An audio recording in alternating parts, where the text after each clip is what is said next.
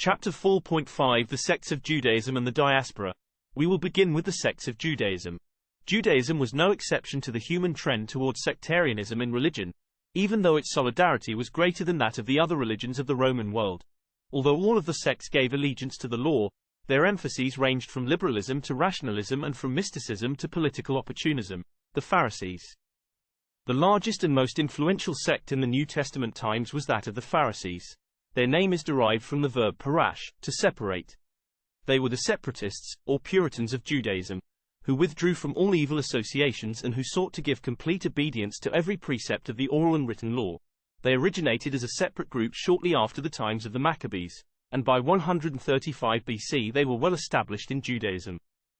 Their theology was founded upon the entire canon of the Old Testament, which included the law of Moses, or Torah, the prophets, and the writings. In interpretation, they used the allegorical method in order to allow for elasticity in applying the principles of the law to new questions that might be raised. They attached great value to the oral law or tradition which they observed scrupulously. They believed in the existence of angels and spirits, in the immortality of the soul, and in the resurrection of the body. They practiced ritual prayer and fasting, and tithed their property meticulously. Matthew 23:23, Luke 11:42. They kept the Sabbath very strictly, allowing not even for healing the sick nor for the casual plucking of grain for eating by the wayside. Matthew 12:1, 2. Kohler lists 7 types of Pharisees who were extremists. 1. The shoulder Pharisee, who paraded his good deeds before men like a badge on the shoulder. 2. The wait a little Pharisee, who would ask someone to wait for him while he performed a good deed. 3. The blind Pharisee, who bruised himself by walking into a wall because he shut his eyes to avoid seeing a woman. 4. The pestle Pharisee, who walked with hanging head rather than observe alluring temptations. 5. The ever-reckoning Pharisee, who was always counting his good deeds to see if they offset his failures. 6. The God-fearing Pharisee, who, like Job, was truly righteous. 7. The God-loving Pharisee, like Abraham.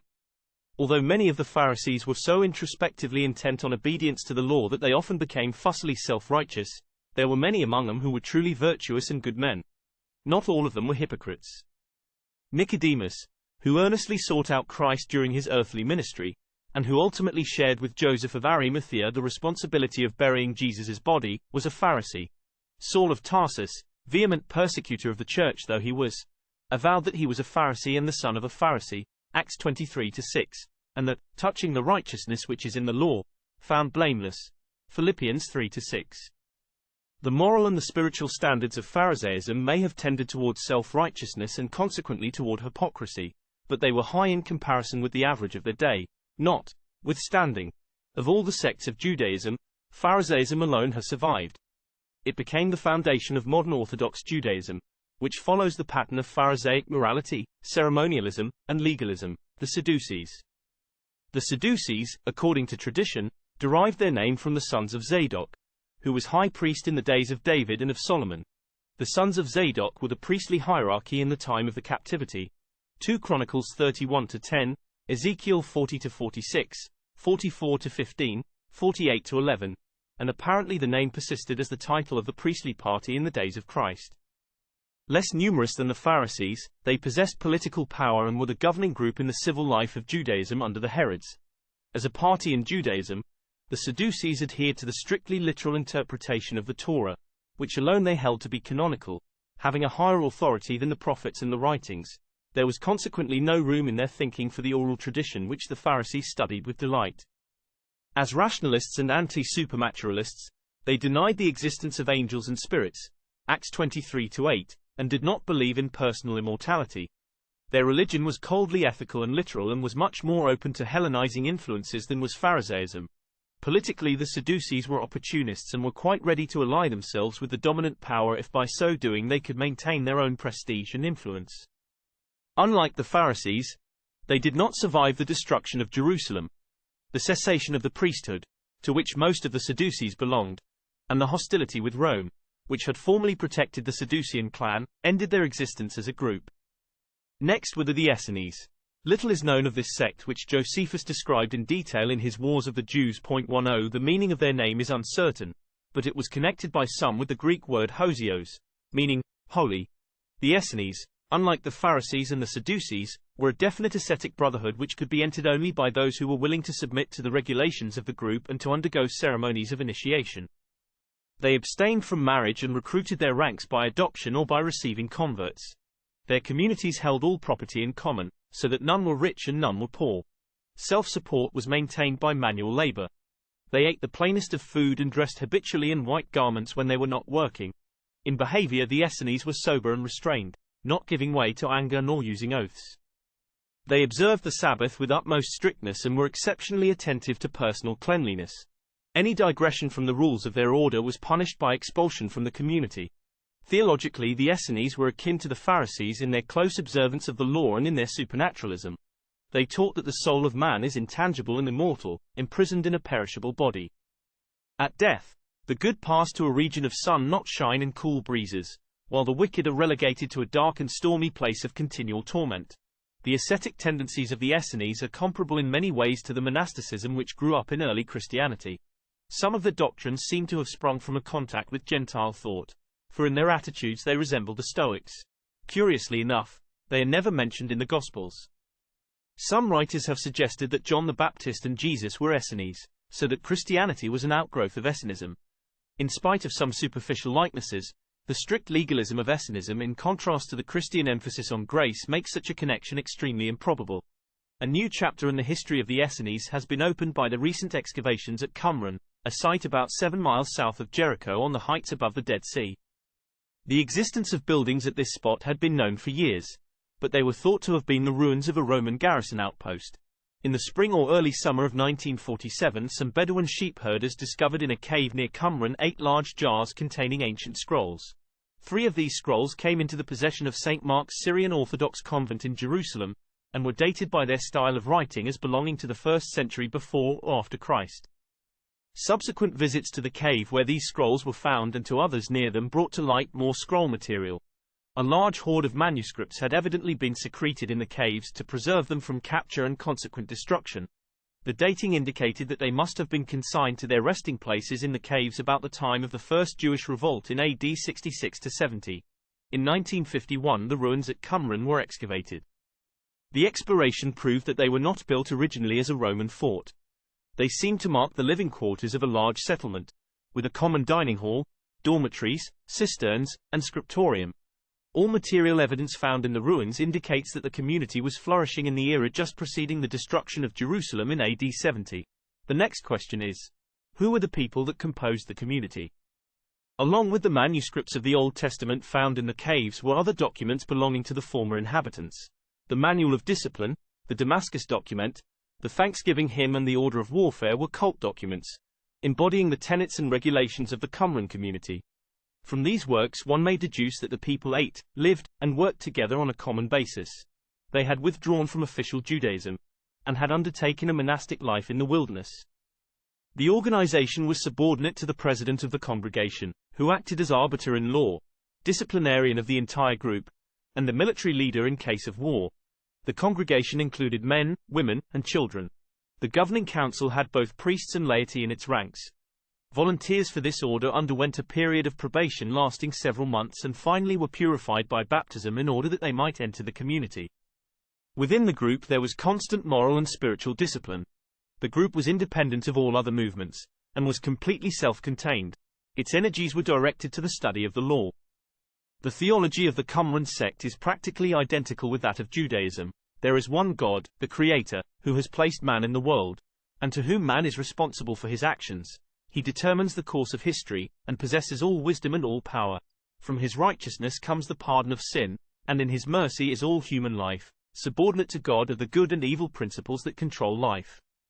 Under their influence men are divided into the sons of light, and the sons of darkness. Because of the influence of these warring powers there are 2 ways of life. The way of righteousness which ends in personal happiness, and the way of evil, which ends in disgrace and doom. This moral dualism is not reflected in a cosmological dualism, for evil is not eternal nor on a plane of equality with the good. Whether this community is identical with the Essenes of Josephus is not perfectly clear. There are many points which the 2 movements have in common. They lived in approximately the same location, west of the Dead Sea. They held all goods in common, and did not engage in trade. They maintained a high standard of moral values, and they followed ritual procedures in community worship. On the other hand, the Qumran community included women, whereas the Essene communities did not, and some of them married, while Josephus says that the Essenes abstained from marriage. The Essenes did not send sacrifices to the temple, but the Qumran group did not forbid animal sacrifice. There are just enough divergences to make some scholars hesitant in attempting to identify the two. It may be that the Essenes comprised numerous communities with differing beliefs and practices, and that Josephus was describing the entire group in terms of the one with which he was familiar. The correspondence between the Qumran settlement and his description of the Essene group is strong enough to establish a connection between the two, if not a complete identity. Next were the Zealots. The Zealots were not a religious sect in the same class with the Pharisees or the Essenes. They were a group of fanatical nationalists who advocated violence as a means of liberation from Rome. At the time of the siege of Jerusalem under Titus, they formed one of the factions within the city, and the dissension which they caused contributed heavily to its downfall. Perhaps they were connected with the assassins, mentioned in Acts 21:38. One of Jesus' disciples, Simon, had belonged to them, as his name indicates. Luke 6:15, Acts 1:13. Moving on, we come to the diaspora. Although Palestine was the traditional homeland of the Jewish race, by far the largest number of Jews in the Roman Empire lived outside the borders of the Holy Land. Known as the Diaspora, or the Dispersion, they were found in almost all of the large cities from Babylon to Rome and in many of the smaller settlements also, wherever commerce or colonization had taken them. The scattering of the Jewish people began with the captivity of the northern kingdom in 721 BC. When Sargon of Assyria deported the inhabitants of Israel and settled them in new colonies in Assyria. The southern kingdom of Judah was conquered by Babylon in 597 BC, and many of the upper class were carried away to Babylon. A second and third deportation followed, leaving only the poorest people of the land unmolested. Although several thousand returned from exile in the restoration under Ezra and Nehemiah, a large number chose to remain in the land of their captivity where they had established themselves and had begun to prosper. The conquests of Alexander in the 4th century BC opened new opportunities for migration and settlement. The domination of the Near East by one great military power removed temporarily the petty hostilities between kingdoms that had made free travel almost impossible.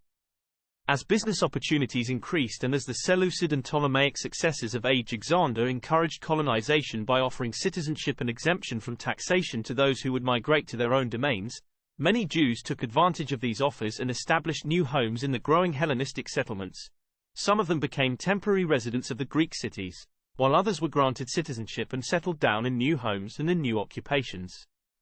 In Alexandria, one entire section of the city was Jewish, with its own governor and officials who were practically autonomous. Its population has been estimated at 2 million, and it represented the largest single concentration of Jews in any one city of the world of that time. In the Roman Empire, the Jewish settlements increased rapidly. The slaves that Pompey brought back from Palestine to Rome were ultimately freed and settled on the right bank of the Tiber near the docks. In 4 BC there were about 8,000 in the city.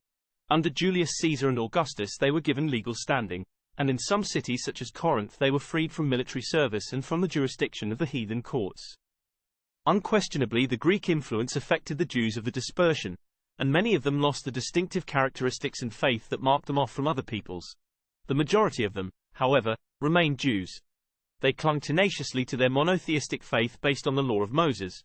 They kept contact with the temple at Jerusalem by pilgrimages to the annual feasts and paid the yearly tax of half a shekel.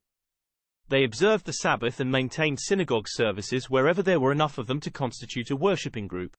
Within the diaspora were two distinct groups, the Hebraists and the Hellenists. The Hebraists, or Hebrews, were mentioned by Paul, who was one of them.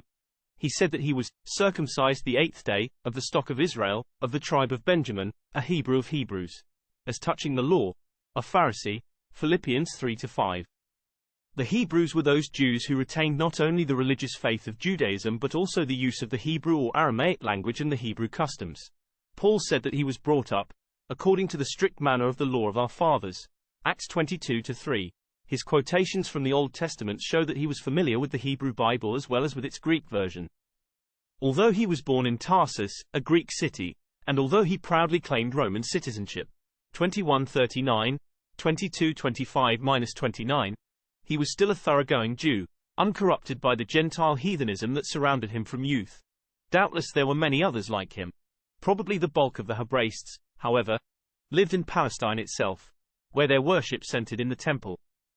Acts pictures some of these Hebraists of the diaspora in the Jews of Asia who accused Paul of desecrating the temple by bringing a Gentile into its sacred precincts. The Hellenists, a far larger number of Jews, however, had absorbed the Greco-Roman culture and had ceased to be Jewish except in matters of faith. They spoke Greek or whatever happened to be the language of the country where they dwelt, they adopted the customs of their neighbors, and in many cases were virtually indistinguishable as Jews.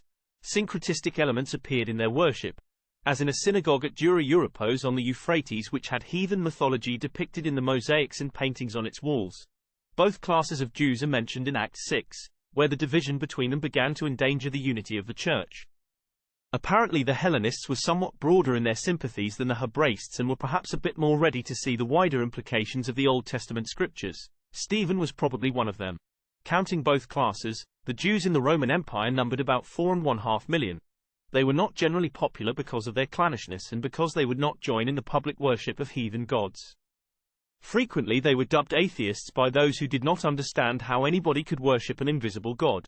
On the other hand, their sobriety, industry, and upright morality commended them to their neighbors, who were compelled to acknowledge their ability and their integrity. On occasion the Jews could be turbulent, especially when their religious freedom was threatened. Under Claudius they were expelled from Rome because of an uprising, and there were serious